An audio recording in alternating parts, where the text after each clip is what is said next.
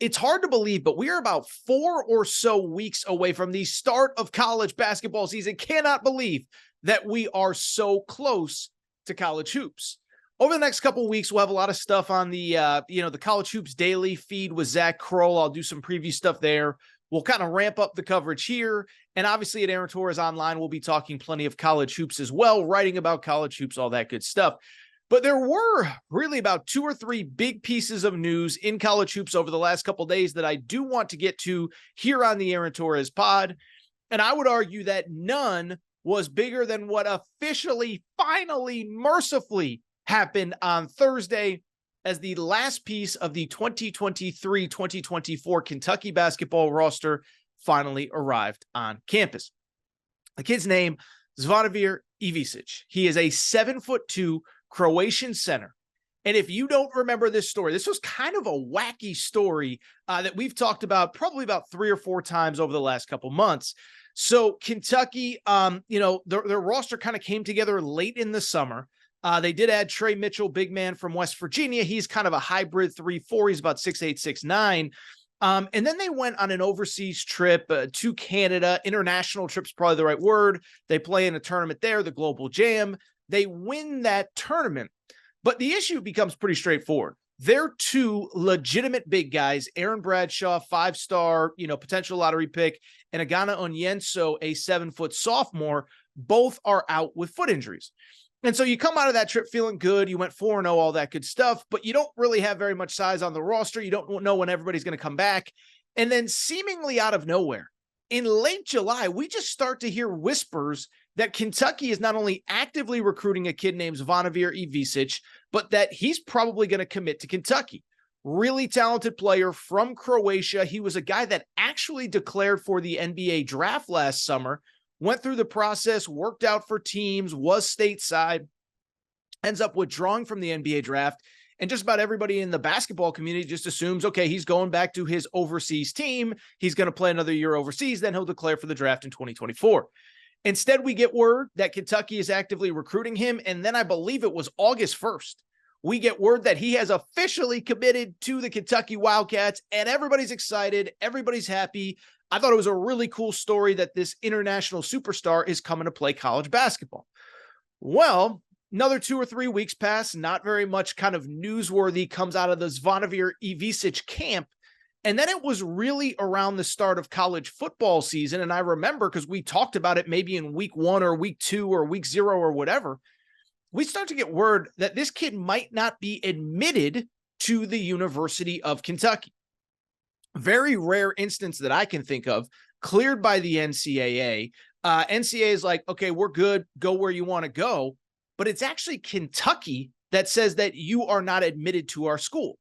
And basically the sentiment around it, I think every Kentucky fan listening knows, but there was an English equivalency test. He passed one, but it was the wrong one. And so he had to take another one. And it was really about a 3, 4, 5 week window where nobody really knows what's going on with this kid. Kentucky is pretty tight-lipped. At certain points, it felt like he wasn't going to make it on time. Then you realize dates and deadlines can be extended, but is the school ever going to admit him? And then finally, about 3, 4 days ago, we finally get word that he has in fact been admitted. And then on Thursday morning, he officially shows up in John Calipari's office, taking pictures with Coach Cal. And it's just a really cool story. And I'm happy for the kid, listen, I said this at the time, you don't want to bring in a kid who can't complete the work, but it's clear he had a welcome video that was put out by Kentucky's social media team. He speaks pretty, very good English, frankly. And so it struck me that it wasn't as though he couldn't do the work. It wasn't as though that he can't speak the language, but whatever logistical hiccups that were problems, they have been resolved, and this kid is on campus. Let me say this. As we look ahead, I'll be blunt. 1, huge recruiting win for Kentucky. And 2, let me just call a spade a spade. He's a kid that bluntly Kentucky kind of needs, okay? So first of all, credit Coach Cal, right? And I know Coach Cal takes arrows from other programs, from his fan base, from whatever. Sometimes it's justified, sometimes it isn't. But this was a grind, man. I mean, because listen, just think about it. It's one thing when you're recruiting against other schools. It's one thing if there's an NCAA issue, and Coach Cal has dealt with a few of those in his career. It's yet another issue when the NCAA is hands off and says, no, we've seen everything we need to see. And it's your own school standing in your way. Thank you, everybody, for your support of the Aaron Torres Podcast YouTube channel. And we do have a major announcement as major news has come to the state of Kentucky. That is right. Legal sports betting now available in Kentucky. And here is the cool part. The Aaron Torres Pod YouTube channel has now partnered with DraftKings Sportsbook and the DraftKings Sportsbook app. And as a thank you to listeners of this channel, DraftKings Sportsbook has an incredible offer for all first-time customers. First-time customers, here's what you need to know. Download the DraftKings Sportsbook app. Bet $5 on any game. You get $200 in bonus bets instantly when you use the code Torres. That's Torres, Torres. All you got to do, it's very simple. Download the DraftKings Sportsbook app. Go to the DraftKings Sportsbook online. Bet $5 on any game. Get $200 in bonus bets instantly when you use the code Torres. First-time customers, take advantage of this exclusive offer. It's an incredible deal. Thank you to DraftKings. Could not be more fired up to be working with the DraftKings Sportsbook.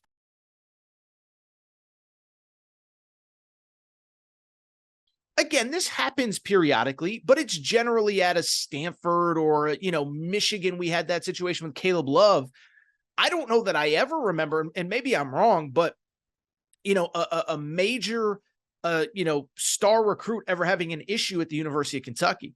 So for Coach Cal to be patient, to work with people behind the scenes, to get this done, to get the test taken, huge recruiting win for him against his own school and his own administration.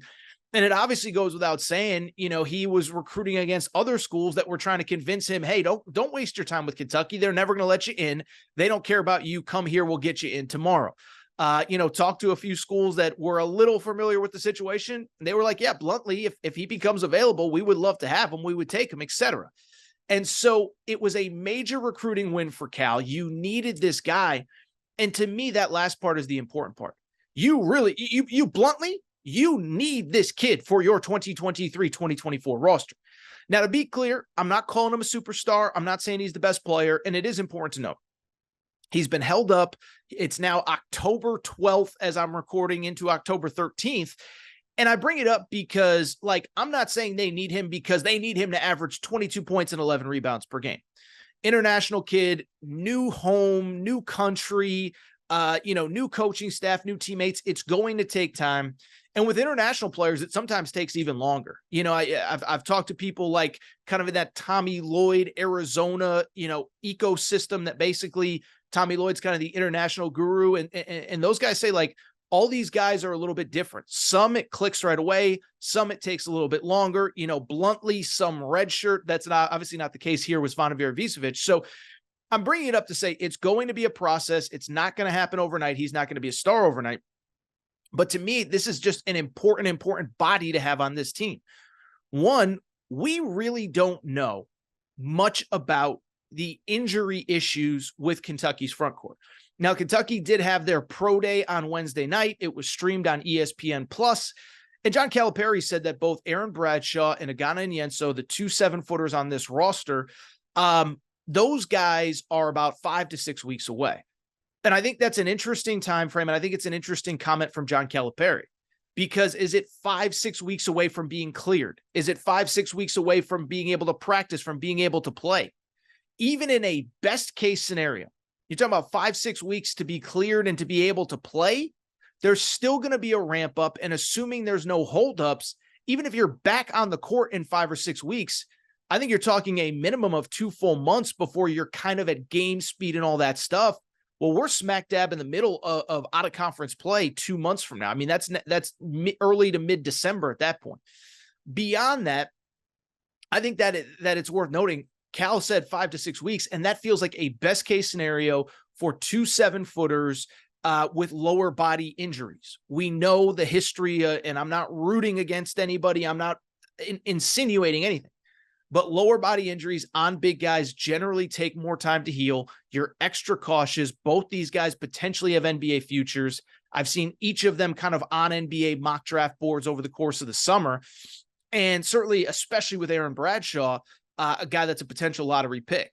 So you don't want to rush him back. And I think even on a best case scenario, you're talking about, again, probably about 2 months before they are game ready and game speed. And that is if they are on a best case scenario. And by the way, that doesn't even include the fact that Aaron Bradshaw, we've talked about it on this show with multiple prospects, but he is represented by Clutch. That's Rich Paul. Rich Paul, let's just say, kind of has a history of, maybe not moving the fastest that he can to get guys back on the court. We saw it last year with Nick Smith at Arkansas. Kentucky has had their issues with him through the years. So I'm not insinuating anything, but I think there's still a segment of Kentucky fans that think this kid might not play Aaron Bradshaw. And that's why Ivisic is that much more important. So this is big. This is fascinating. And again, this is just bluntly an important thing for Kentucky. I think finally, my last thought, I expect to see him a lot early. Is he ready? Is he 100%? You're playing Kansas and Hunter Dickinson the second week of the season, so it's not going to be easy. But the good news is at least he kind of plays that style that you want to play, which is 5 out. Everybody can pass, dribble, shoot. And I'll be blunt. I'm excited to watch Kentucky. I actually, the foreign tour really impressed me. I think they're going to be better than people think. I think people think, oh, Cal's going back to freshmen in this era of 5th and 6th and 7th year seniors. Memphis is still trying to get a 28-year-old eligible. And I think there's a lot of people that are down on Kentucky. I think it's going to be a really good team. Now, we'll do our SEC picks and previews later on. Tennessee is going to be good. Arkansas is going to be good. Bama is going to be good. Mississippi State, although they have some injury issues as well. The point I'm trying to make, this is big, big, big news for Kentucky.